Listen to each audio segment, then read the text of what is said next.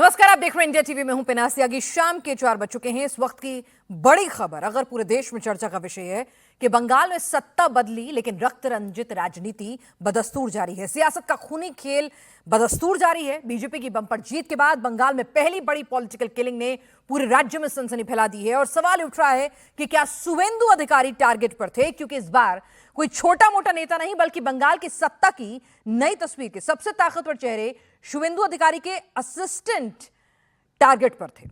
शुवेंदु अधिकारी के पीए चंद्रनाथ रथ की गोलियों से भूनकर हत्या कर दी जाती है, वो भी उनके घर से महज 200 मीटर की दूरी पर। हमलावरों ने ताबड़तोड़ फायरिंग की, उन्हें मौत के घाट उतार दिया और सोची समझी प्लानिंग के तहत इस पूरे हत्याकांड को अंजाम दिया गया था। और इसके बाद से बंगाल की राजनीति में तूफान आ गया है।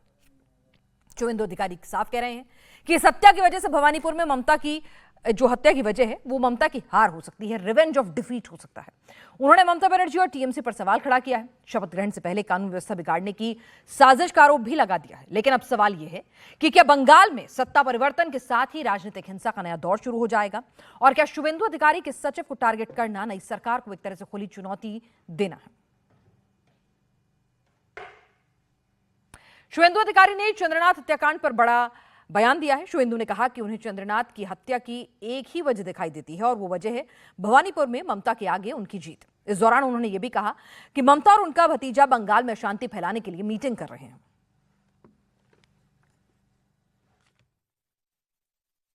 कौन मर्डर किया, कैसे हुआ, ये तो जांच एजेंसी बताएगा, लेकिन मैं इसको खुलासा करना चाहता हूं। चंद्रकांत रात को मर्डर करने के लिए एक ही वजह है, वो बीजेपी का शुवेंदु अधिकारी का एग्जीक्यूटिव असिस्टेंट है। और शुवेंदु ने हाल ही जो चुनाव हुआ, नतीजा आया, भवानीपुर में ममता बनर्जी को हराया, यही कारण हो सकता है। इसका कोई बात नहीं है। मैं उनका परिवार का साथ दूंगा और परिवार का जो डिमांड है, तुरंत इसको जो किया है उनको हिरासत में लेकर चार्जशीट करके कॉन्विक्शन दिलाना, एक प्रक्रिया में भी मेरा जो जिम्मेदारी है मैं निभाने का काम करूंगा। ये एक अनरेस्ट करने का साजिश है पूरा बंगाल में। 9 तारीख शपथ ग्रहण है नया सरकार का, उसका पहले पूरा बंगाल में एक कानून व्यवस्था को तोड़ने के लिए ये ममता बनर्जी जो मीटिंग सब कर रहा है उनका भतीजा को लेकर, वहां से भी कुछ प्लान हो सकता है जो अनरेस्ट करो, डिस्टर्ब करो।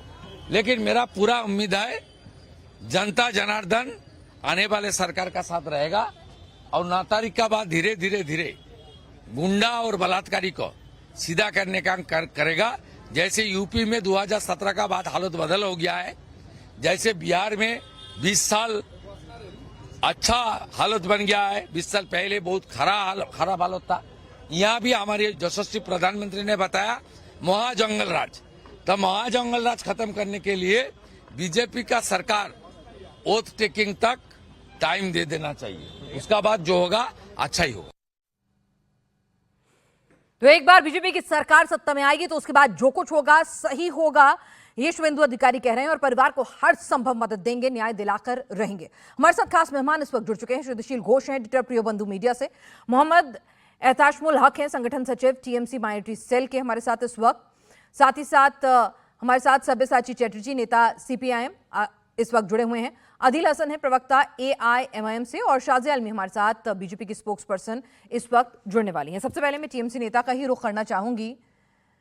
हार गए तो हत्या होगी, फिर से अनरेस्ट फैलाने की कोशिश होगी। शुवेंदु कह रहे हैं हार पच नहीं रही है। मीटिंग्स कर रहे हैं आप शपथ ग्रहण से पहले अनरेस्ट फैलाने के लिए। त्यागी जी, इसलिए कि कल की जो घटना रात की हुई बहुत दुर्भाग्यपूर्ण घटना, मैं इसकी कड़ी निंदा मजम्मत करता हूं। मेरी पार्टी की ओर से भी निंदा किया गया है और मैं आपके चैनल के माध्यम से मांग करता हूं कि इस घटना की उच्च स्तरीय जांच हो और उच्च स्तरीय, मेरी मुराद सीबीआई के हस्तक्षेप से जांच हो और इसमें जो भी मुलजिम है। लेकिन हक साहब मुझे बताइए, ये तो बयान देने के लिए बहुत अच्छा लगता है ये बयान कि जांच हो, हम संभव है, हम खंडन करते हैं, लेकिन जब एक मुख्यमंत्री एक डेकोरम होता है, एक प्रोटोकॉल होता है, उसके तहत इस्तीफा दिया जाता है, एक परंपरा चली आ रही है लोकतंत्र की। ये कहती हैं कि मैं इस्तीफा नहीं दूंगी। जब इस तरह का स्टेटमेंट वो देती हैं, लोकतंत्र के निर्णय को स्वीकारती नहीं है, कहती मैं हारी नहीं हूं, मुझे तो हराया गया है, तो क्या मैसेज वो अपने काडर के बीच में भेज रही हैं? इस पर तो सवाल उठते हैं ना फिर। देखिए, जब सवाल आप उठा दिए हैं, आप जिस सवाल का, तो मैं उस सवाल का जवाब दे रहा हूं। बिल्कुल। ये बात स्पष्ट रूप से हमारी नेत्री साफ लफ्जों में कह दिया है कि मैं हारी नहीं हूं, हराई गई हूं। इसलिए कि हमारे साथ में समझ लिया, जब जिस टाइम में वो अंदर गए, उनको धक्का भी दिया गया है, उनके कमर में चोट भी आई है,